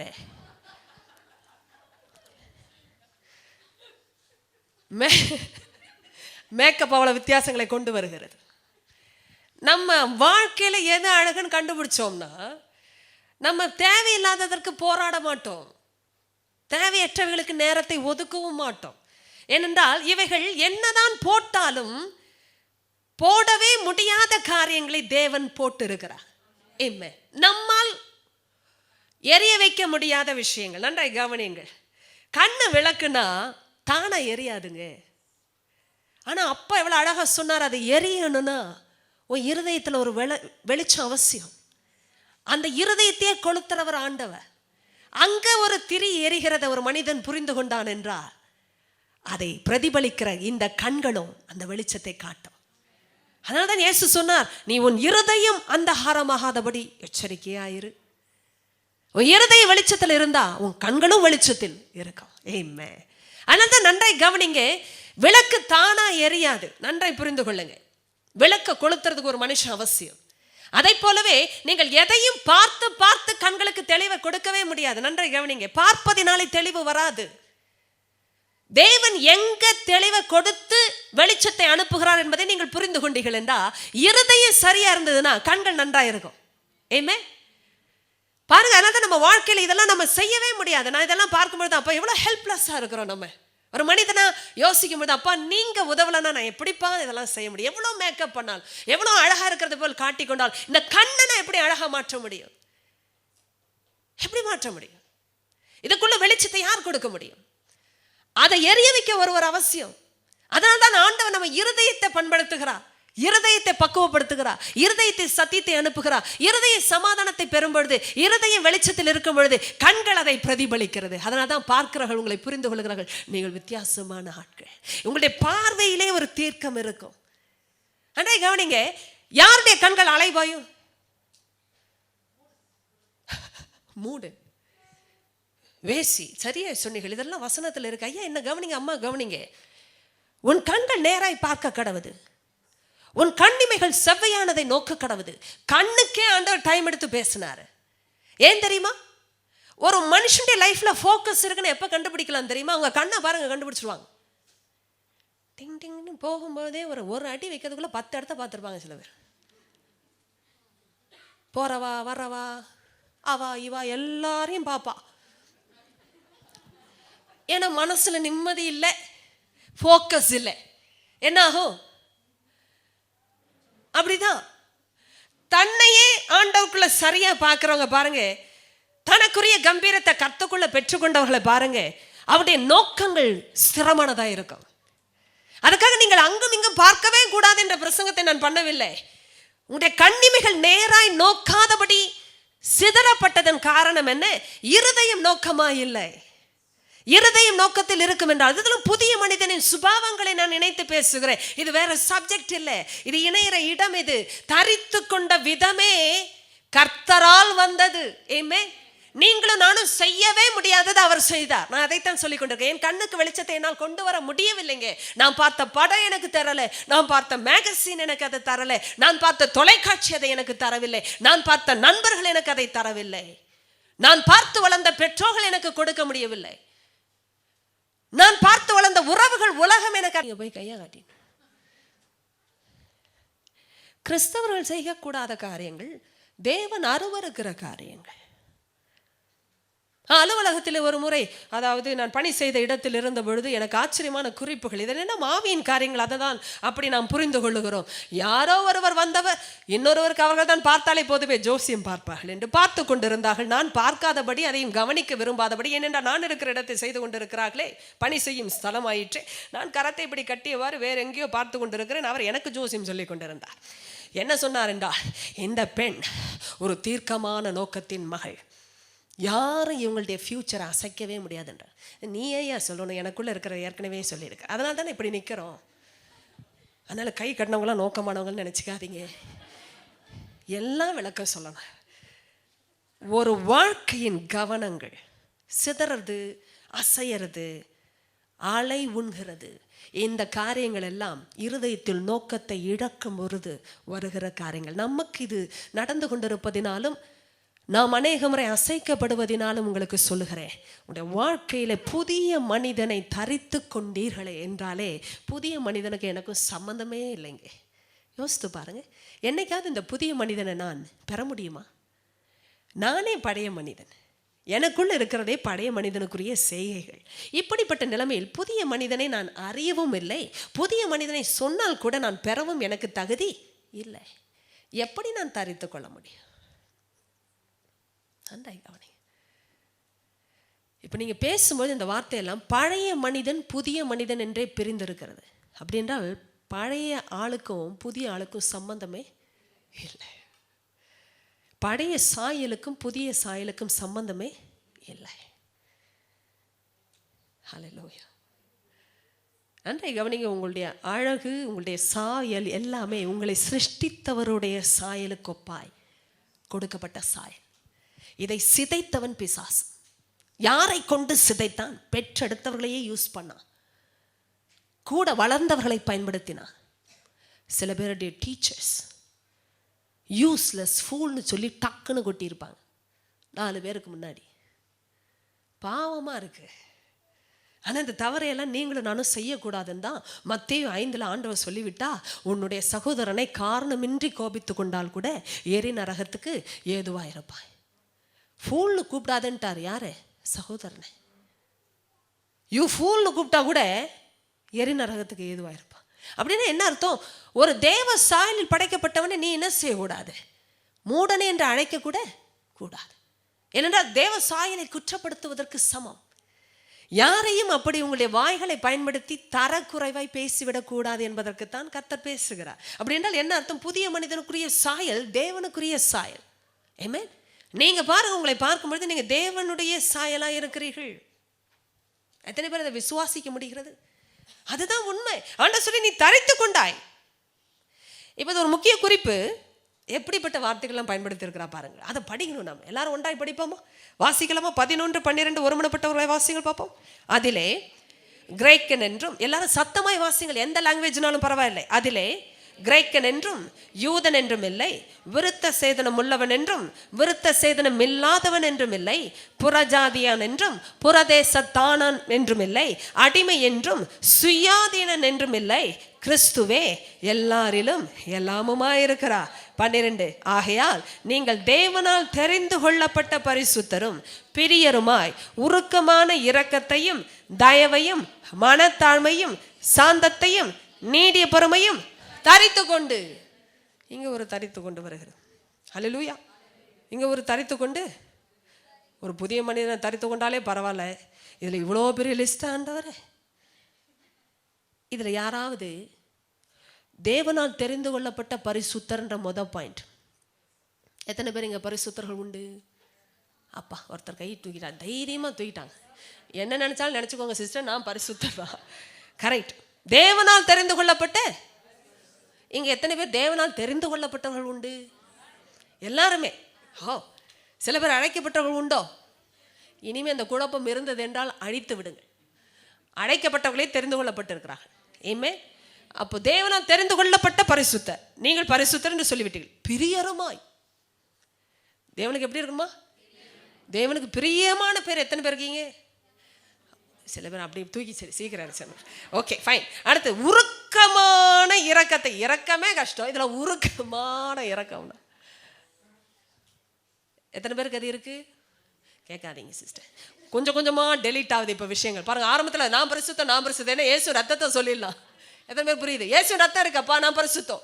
நிறைய பேர் ரெடியா இருக்கீங்களா அதுக்கு? அடிக்கடி இந்த ஜபத்தை வேற பண்றோம். எபிரேயர் 9:14 அப்ப சத்தக்கிரைகளை மனசாட்சி சுத்திகரிக்கப்பட்ட ஜீவனுள்ள தேவனுக்கு நான் தான் ஊழியம் செய்றேன். அப்ப நான் எப்படிப்பட்ட ஆளு? பரிசுத்தருக்கு ஊழியம் செய்யற ஆளு பரிசுத்தமான ஆள். பரிசுத்தம் கரெக்ட். தேவனுக்கு பிரியம்னா தேவனுக்கு நான் ரொம்ப பிரியம். ஏன்னா அப்பா என் மேல பிரியமா இருக்கிறான்னு சொல்லிடலாம், தப்பிச்சிட்டோம். கொஞ்சம் அடியாவது, அதுல கூட கொஞ்சம் கூட்டம். எத்தனை பேர் தேவனுக்கு ரொம்ப பிரியமா இருக்கும்னு நினைக்கிறீங்கன்னா? நிறைய பேர் பாவம் தலை கூட தூக்கல இப்போ. ஆமா, ஓகே, எங்கேயோ ஏதோ ஒரு 80% இருக்கலாம். வேற உருக்கமான இரக்கம் அப்படின்னும் போதே 50 ஆயிடுச்சு. அவர் உருக்கமா இருக்கிறாரு, நான் கொஞ்சம் இரக்கமா இருக்கேன் அப்படின்ட்டு வைத்துக் கொள்ளலாம். இதெல்லாம் நமக்கு வேணுமா? தயவு, மனத்தாழ்மை, சாந்தம். ஐயோ, எத்தனை பேருக்கு இருக்கு சொல்லுங்களேன். நான் சொல்றது ஆட் பண்ணிக்கிட்டே வரணும், டெலிட்லாம் பண்ணக்கூடாது. இங்கே பரிசுத்தர், பிரியர், அப்புறம் இல்ல உருக்கமான இரக்கம், தயவு, மனத்தாழ்மை, சாந்தம், நீடிய பொறுமை. சொல்லும் போதே இப்ப நமக்கு பொறுமை போயிடுச்சு. இன்னும் சீக்கிரம் சிஸ்டர், டைம் முடிய போகுது. நீடிய. இப்ப இதெல்லாம் தரித்து கொண்டு. கேட்கும் போதே கஷ்டமா இருக்கு. ஆண்டு சொல்ல குத்திக்கோ மேலே.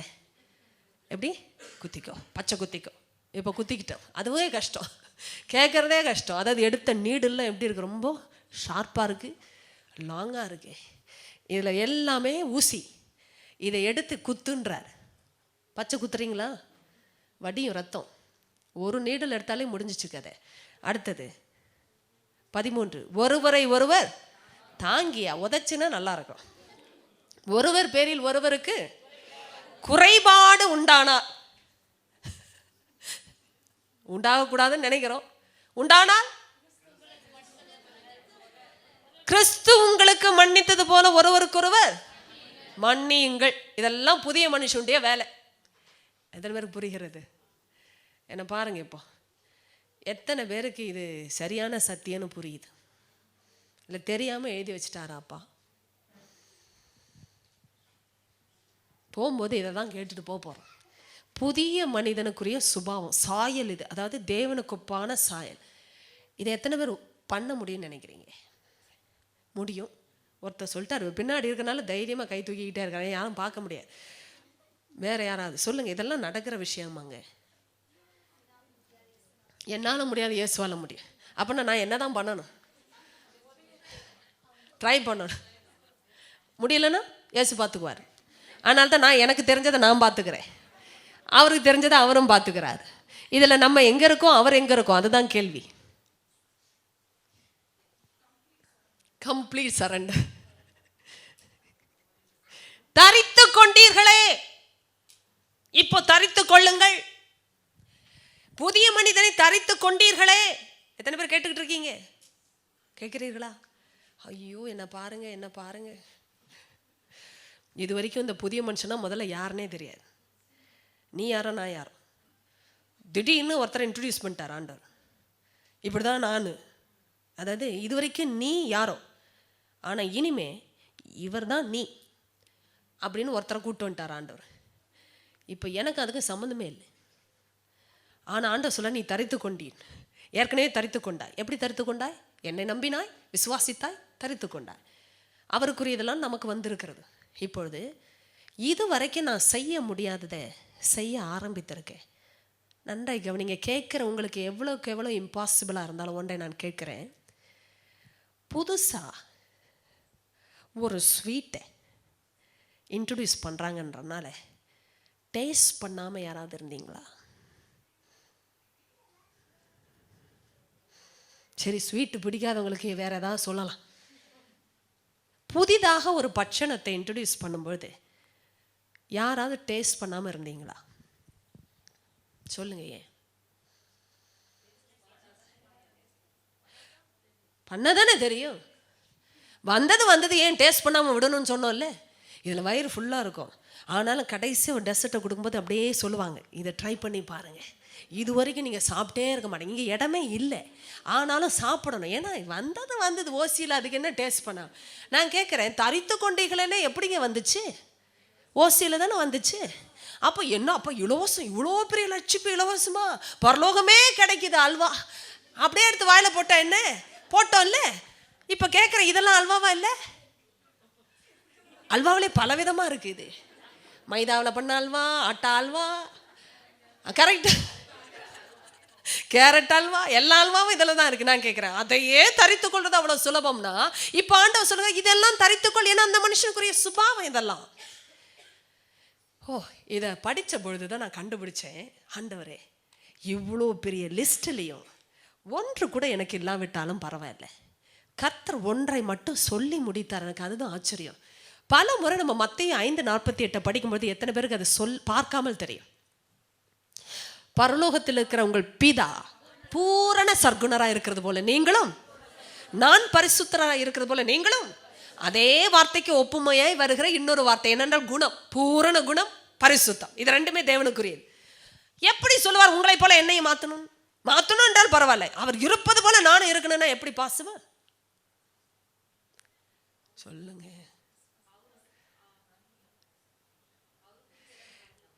இப்போ பாருங்க, எல்லாம் போர்டு வச்சு காட்டணும். இந்த பழைய ஆசாமி இருந்தானே, பழைய செய்கைகள்லாம் இருந்ததே, அதை இன்ட்ரடியூஸ் பண்ணது யாரு? சாத்தான். சரியா சொன்னீங்க. பழைய ஆசாமியை இன்ட்ரடியூஸ் பண்ணது யாரு? என்ன எப்படி பார்க்குறீங்க? டைம் ஆயிடுச்சோ? பழைய ஆசாமியை இன்ட்ரடியூஸ் பண்ணது யாரு? தேவனா? சொல்லுங்க தெளிவா. பழைய ஆசாமினா பழைய மனிதனையும் அவன் செய்கைகளையும் கொடுத்தது யாரு? சாத்தான். அவனால் கற்றுக்கொண்ட விஷயங்கள் தானே அத்தனையும் இருந்தது. அதைத்தானே கலைந்து போட ஒருவர் சொல்லி தரித்து கொள்ளவும் ஒருவர் உதவினா. நன்றாய் கவனிங்க. இன்று புதிய மனிதனை இன்ட்ரடியூஸ் பண்ணது யாரு? இயேசு. இன்னைக்கு இயேசுவின் சாயல் என்னுடைய சாயலை மாறும்படியே நான் என்ன செய்திருக்கிறேன்? புதிய மனிதனை தரித்து கொண்டிருக்கிறேன் என்றால் கஷ்டமானதை அவர் எளிதாக்கி விட்டார். இப்பொழுது புதிய மனிதனுக்குரிய செய்கைகளையும் யார் இன்ட்ரடியூஸ் பண்ண முடியும்? இயேசு தானே. நன்றாய் கவனிங்க, நல்லா கவனிங்க, என்ன பாருங்க. பழைய மனிதன் என்றால் ஒரே வார்த்தையில் முடியல, அவனுடைய செய்கைகளையும். அப்படி என்றால் ஓவர் நைட்டில் ஒன்றும் செய்கைகள் வரலை. ஸ்டெப் பை ஸ்டெப்பா ஸ்லோவா கொஞ்சம் கொஞ்சமா உள்ள போய் உட்கார்ந்து படுத்து ஆழமாய் இருந்து அநேக வருடங்கள் செய்த விஷயம். உண்மைதானே? ரட்சிப்பு வர்ற வரைக்கும் அவ்வளவும் செய்ய வைத்தானே பழைய மனிதனுக்கு மேல இருந்த ஒரு அதிகாரி பிசாசு. இன்றைக்கு புதிய மனிதனை கொடுத்தவர், தரித்து கொள்ளவும் உதவினவர், எளிதாக்கினவர். கடின மனிதன் எளிதாக்கினவர் இன்ட்ரடியூஸ் பண்றார் புதிய காரியங்களை. இது நியூ என்ன சொல்லலாம், ரெசிபி, நியூ டேஸ்ட். நான் தான் சொன்னேன், வெட்டிங்க்கு போகிற ஆள் என்ன தான் ட்ரெஸ் போட்டு போனாலும் ஃபோக்கஸ் எல்லாம் எங்கெங்க இருக்குது? ஐயோ கல்யாணம் எப்படி நடக்குது, தேவன் எவ்வளவா இறங்கினான்னு பார்க்கவா போனீங்க? அடுத்தது எப்போ சாப்பாட்டில் என்ன வெரைட்டின்னு பார்க்குவோம். நம்ம நான்வெஜ்ஜிலும் பல வெரைட்டிஸ் உண்டு. அப்போது என்ன டேஸ்ட்டு புதுசாக வந்தாலும் நம்ம ரெடியாக இருக்கோம் சாப்பிட்டு பார்க்க. ஏன் தெரியுமா? போனதே அதுக்கு தானே. ஐயோ கேளுங்க, நீங்கள் ரட்சிக்கப்பட்டதே அதுக்கு தானேன்னு இப்போ ஒரு போடு போடுறேன். எப்படி இருக்கும்? ரட்சிக்கப்பட்டதே நீ பரிசுத்தமாக இருக்க தானே, ரட்சிக்கப்பட்டதே நீ தேவனுக்கு பிரியமாக இருக்க தானே. சொல்லுங்க அப்படி. ரட்சிக்கப்பட்டதே நீ மனத்தன்மையாக இருக்க தானே, அப்புறம் என்ன உனக்கு கொம்பு? நீ ரட்சிக்கப்பட்டதே சாந்தமாக இருக்க தானே, அப்புறம் என்ன உனக்கு வம்பு வருதா? சொல்லுங்க. போ, நீ எல்லாம் பழைய மனுஷனுக்குரிய செய், பழைய மனுஷனுக்குரிய புத்தி பாப்பாலே. நான் இப்போ புதிய மனுஷன் அப்படித்தான் பேசுவேன், நான் தாழ்மையாக தான் இருப்பேன். நீ செருப்புன்னு நினச்சிக்கோ, டோர்மேட்டுன்னு சொல்லிக்கோ, அது ஓம் புத்தி ப்ராப்ளம். இது என் இருதயத்தின் வெளிச்சம். அதனால் நான் என்ன செய்வேன்? புதிய சாயலோடு தேவனுக்கு பிரியமாக நடந்து கொள்ள முயற்சிப்பதனால்தான் இந்த மெனு புதுசாக இருந்தாலும் டேஸ்ட் பண்ணுவேன். ஓ, எத்தனை பேர் புரிந்து கொள்கிறீர்கள்? இதெல்லாம் ரொம்ப கஷ்டமான தீரி இல்லைங்க. ஏன் தெரியுமா? கடைசி ஒன்று சொல்லி முடிக்கலாமா? இந்த வார்த்தை பார்க்கணும். 14 இவை எல்லாவற்றின் மேலும். அப்பா எவ்வளோ நல்லவர் பாருங்க.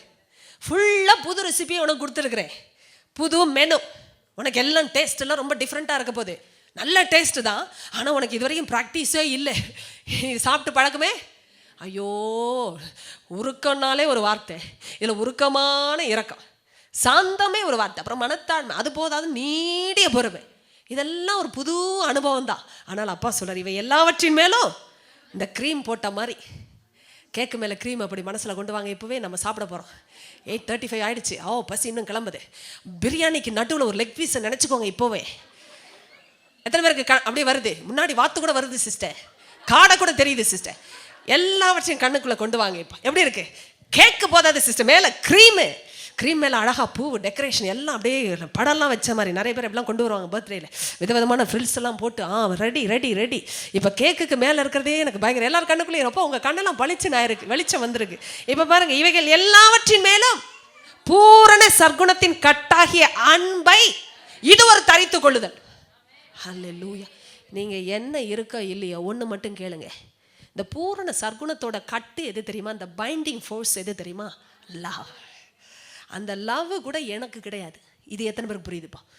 எனக்கு உனக்கு சம்மந்தமே கிடையாது. யார்? புதிய மனுஷன். ஆனால் நான் தரிச்சுக்கிட்டேன் உடனே. எனக்கு இயேசுவே கூட்டுட்டேன். இயேசு வந்தானா அவனும் வந்துட்டான். யார்? நானே வந்துட்டேன். வேற யாரும் நீங்கள் வெளியில் போய் இப்படிலாம் பேசிடாதீங்க, ஏதோ ஆவியோடு வந்திருக்காங்கன்னு நினச்சிக்குவாங்க. நீங்கள் ஆண்டவருடைய ஆவியோடு பேசணும். அதான் நானே வந்துட்டேன், புது ஆளாக வந்துட்டேன். இப்போது நான் இதெல்லாம் எனக்கு முடியாதுங்க. ஆனால் ஆண்டவர் சொல்ல, நீ தரித்து கொள்ளணும், ஏன்னா இதுதான் புது சுபாவம். இப்போ இந்த புது சுபாவத்துக்கு இருக்கிற பைண்டிங் ஃபோர்ஸ் எது தெரியுமா? இதோட முடிகிறேன். இதை குறித்து சிந்திச்சு பாருங்க, மேலே இருக்கிற லிஸ்டெல்லாம் டிக் ஆகும். அன்பு வந்துருச்சுன்னா எல்லாமே டிக் ஆகும். எத்தனை பேர் புரியுது? கண்ணை மூடலாமா? ஐயோ, மரண நித்திரையை சொல்லவில்லை, எழுந்து நில்லுங்கள், ஜெபிக்க போகிறோம். நம்ம ஆண்டட்ட கேட்கலாம். அப்போ இந்த பூரண அன்பு இருந்தால், அதாவது இந்த பூரண சர்க்குணத்தின் கட்டாகிய அன்பை தரித்துக்கொள்ளும். 3 விதமான தரிப்பை பேசியிருக்கிறோம். அடுத்த வாரம் உங்களை கேள்விகள் கேட்பேன். கண்களை மூடி ஆவியானவர் கொஞ்சம் நன்றி சொல்லுங்க பார்ப்போம். அப்பா, என்னோட பேசினதுக்காய் ஸ்தோத்திரம்ப்பா, எனக்கு வெளிப்படுத்தினதுக்காய் ஸ்தோத்திரம். சொல்லுங்க பாப்பா, உங்கள் சொந்த பாஷையை பயன்படுத்துங்க. ஹல்லேலூயா. நன்றி அப்பா, நன்றி. ஹல்லேலூயா. கொஞ்சம் நேரம் டைம் எடுத்துக்க, உங்கள் சத்தத்தை ஆண்டருக்கு நேரம் சொல்லுங்க. அப்பா, எனக்கு நன்றிப்பா, என்னக்காகவே நான் நன்றி செலுத்துகிறேன். ஏன் தெரியுமா? என்னையே சிருஷ்டித்த தெய்வம், புதிய சாயலோடு, தேவனுடைய சாயலோடு, என்னை சிருஷ்டித்தவருடைய சாயலுக்கு ஒப்பாய் எனக்கு ஒரு ரூபத்தை கொடுத்த தெய்வமே, எனக்காகவே பரலோகம் களிகூறுகிறது என்பது எவ்வளவு உண்மை. ஒரு பாவி மனம் திரும்பினால் பரலோகத்தில் அவ்வளோ பெரிய கொண்டாட்டமா தூதர்கள் மத்தியில். ஏன் தெரியுமா? நான் வந்ததுக்காக பரலோகம் கொண்டாடுகிறது. ஹல்லேலூயா. நான் சிருஷ்டிக்கப்பட்டதற்காக, நான் மறுபடியும் பிறந்ததற்காக பரலோகமே கொண்டாடுகிற ஒரு தினம் அது. ஹல்லேலூயா. அப்படிப்பட்ட ரட்சிப்பை எனக்கு கொடுத்தீரே அப்பா. அப்பா, அதற்காக நன்றி.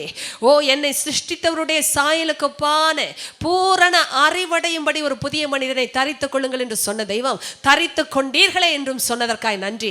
ஏனென்றால் உம்மை விசுவாசித்த நிமிஷமே, இயேசுவே நீரே என் தேவன், என் இரட்சகர், என் ஆண்டவர் என்று சொன்ன நிமிஷமே எனக்குள் இருந்த பழைய சிருஷ்டியை மாற்றி என்னை புது சிருஷ்டியை மாற்றினீரப்பா.